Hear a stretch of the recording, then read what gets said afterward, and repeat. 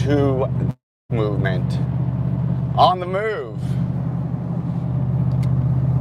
All what seems stillness is a perception that humans hold that is not the actual ultimate reality.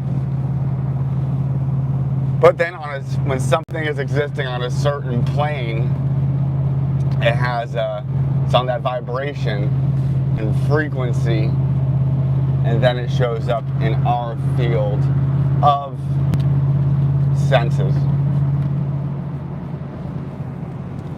Now, my lovers, would you believe that there is more than meets the eye? Lots of us have had these experiences, but they're not just all it's a vision, a dream, hallucination. It's an ecstatic experience, a feeling that what we call an encounter with the divine, the supernatural, and then relating our world around that.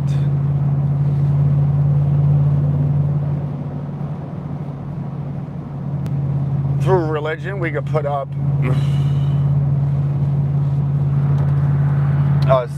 have a syncretism of the spiritual, mystical teachings that can weave us through coming up with a theology that's more inclusive, I think is healthy. And that's what it really comes down to. What is healthy for this organism? Our body and the collective body. Is there something in our system that is harmful, and we address it and we pull it out? Now, when we pull it out, do we need to fill it with something? And that is the topic of this video. What do we do now that we have taken our reason, our rationale, a historically critical approach to the religious traditions, and mainly the ones stemming out of the Abrahamic faith of Judaism, being Christianity, and then later Islam, and also Freemasonry would be on the Abrahamic spectrum of religions. It's a religion. The definition of religion we talk often about, and how it's hard to define, but there are some seemingly characteristics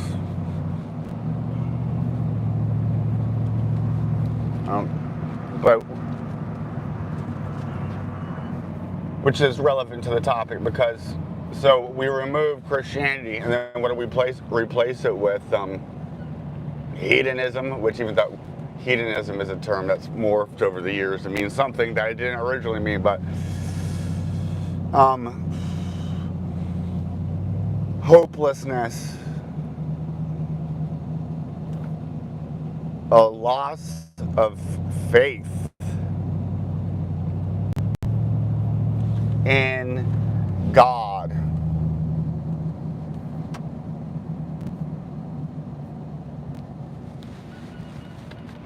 Of what we and it's how do we define God?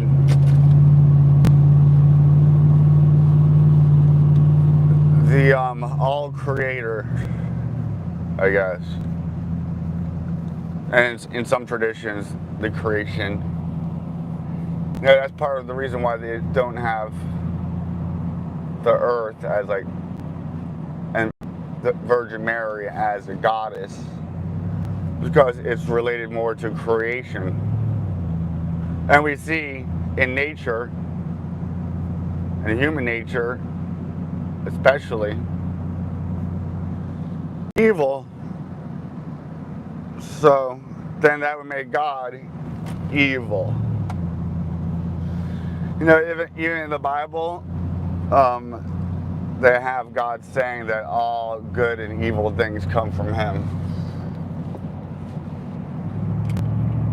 But we can't know what God thinks. Things are out of His, the human's ability to grasp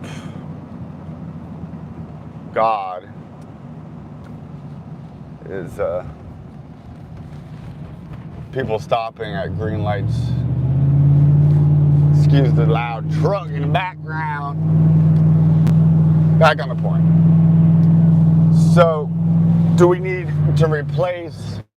Some say you pull out a cancer, and what do you replace it with?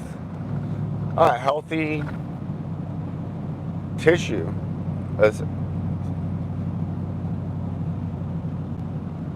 So,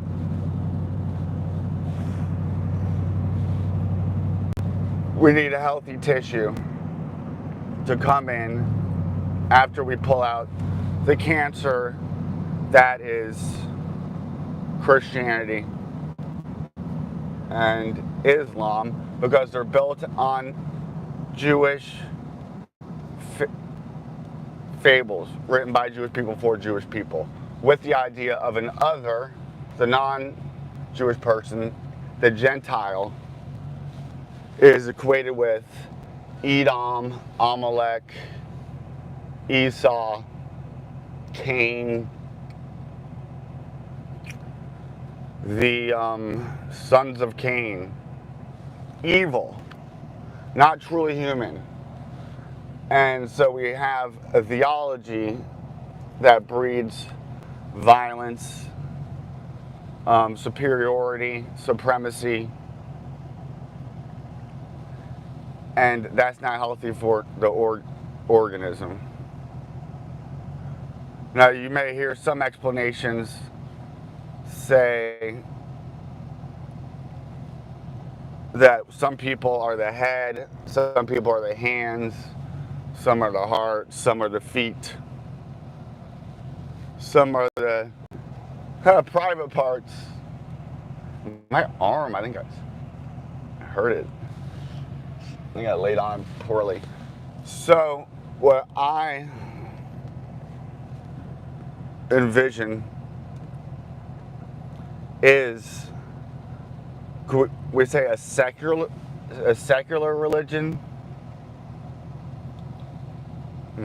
Something more humanistic, but that does leave the possibility for a supernatural realm.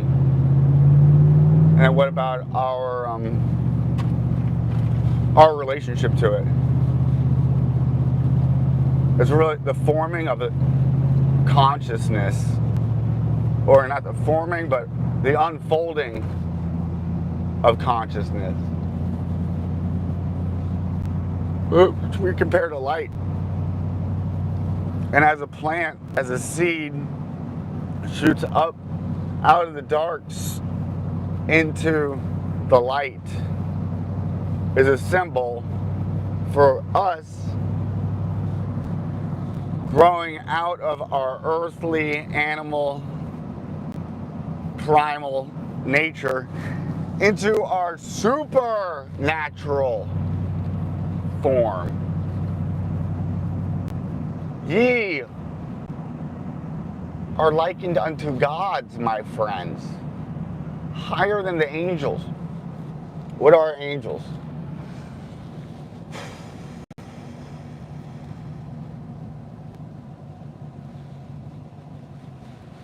Well, how do we deal with them? Well, Archangel Michael is a protector of a certain people, a creation of a certain people that wants to wipe out the Gentiles.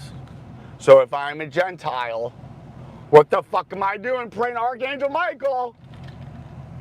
And these are ideas that were created. And they take on a life of our own. And they're a disembodied being. that dwells in the spiritual realm that we can't see, the invisible, yet has great power. Ideas, thoughts.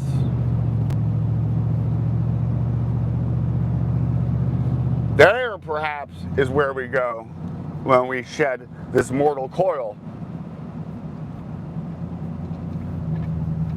When the illusion washes away.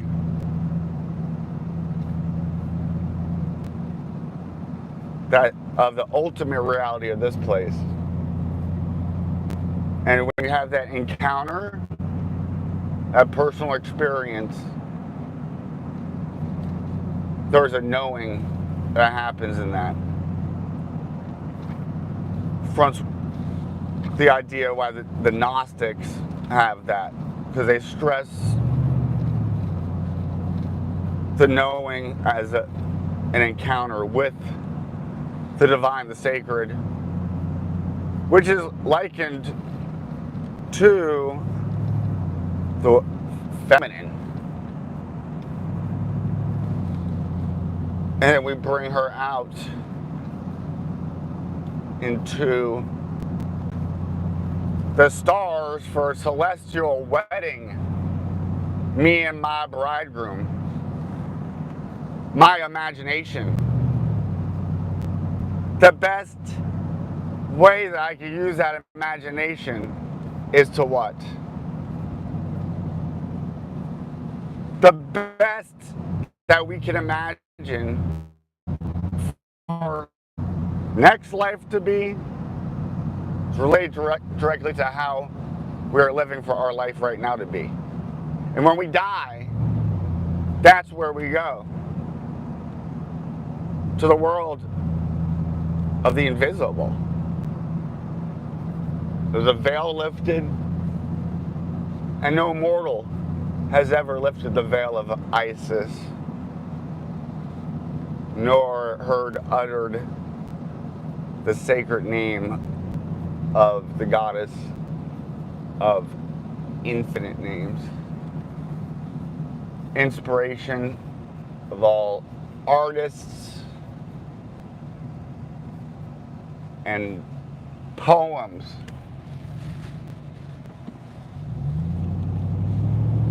To whom which every instrument is finely tuned to. I was getting lost. So our imaginations we use to create a religion that functions for the health of humanity. Religions, yea, even the gods, are man-made. So we can make better ones, and perhaps are we making it? Is it man-made, or is it divinely inspired by the Holy Spirit?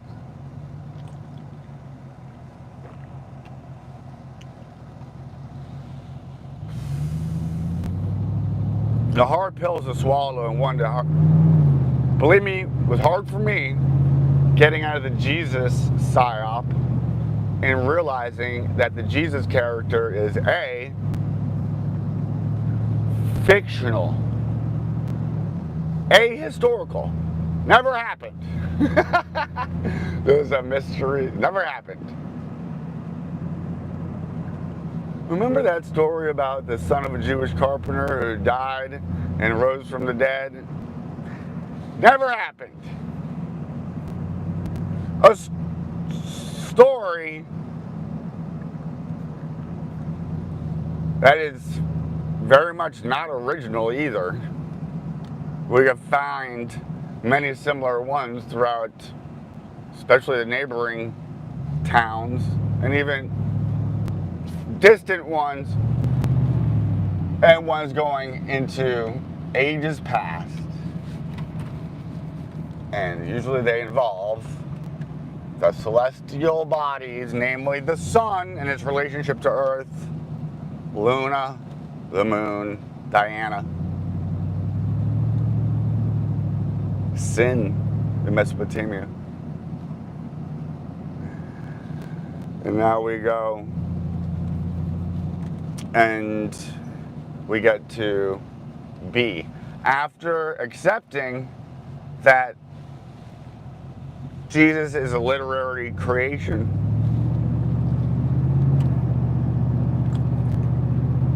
you look into why was it created. And not only Jesus, but even more obvious, and that what most scholars have come to too long ago, but at least they're there. Unlike the stories about the historical Jesus, which they say, it's only fringe academics who believe that. And the majority believe that he existed. Well, that's also because they don't want to lose the jobs that they're at. If you're teaching at Notre Dame Divinity, they're pretty liberal. But most Christian colleges, you're not going to come out and say that this is hogwash. But then after coming to the realization that it is a fabrication, you look into who fabricated it and why. The why is hard to find a smoking gun, but you can put together enough evidence for a pretty reasonable story about why they came up with this to conquer for Esau, for Rome, the Roman Church, and wherever Christianity spread, conquering paganism, non-Jewish stuff. So they got the church to do their work, their footwork as the feet, but they're the management, they're the head. That's what they say. And then for Islam, formation and education. Through my incessant studies on world religions and religiosity in general, let us imagine what might a cool-ass religion look like. Or should we just get rid of it altogether? But you'll see that we really do religious stuff all the time. A pledging of allegiance